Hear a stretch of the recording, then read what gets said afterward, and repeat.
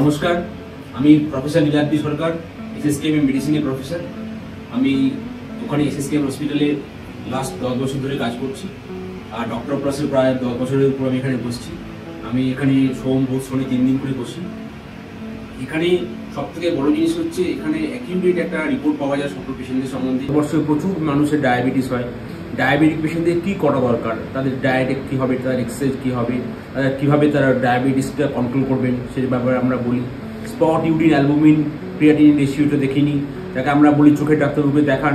বা যাদের এই ডায়াবেটিস বা হাইপারটেনশন হয়েছে তারা যদি ঠিকমতো কন্ট্রোল করেন তারা বহু বছর ভালো থাকবে। এবং আরেকটা জিনিস আমরা সবসময় যেটা স্ট্রেস দিই সেটা হচ্ছে পজিটিভ হিলিং অ্যাফার্মেশন। পজিটিভ সবসময় অ্যাফার্ম করতে হবে যে আমি ভালো আছি, আমার কোনো অসুবিধা নেই। এবং সঙ্গে সঙ্গে যোগ প্রাণায়াম করতে হবে, রেগুলার 8 ঘন্টা করে হাঁটতে হবে, ডিসিপ্লিন লাইফস্টাইল ফলো করতে হবে। এই জিনিসগুলো যদি আমরা ঠিকমতো ফলো করি তাহলে কিন্তু আমরা সবসময় ভালো থাকবো। নমস্কার।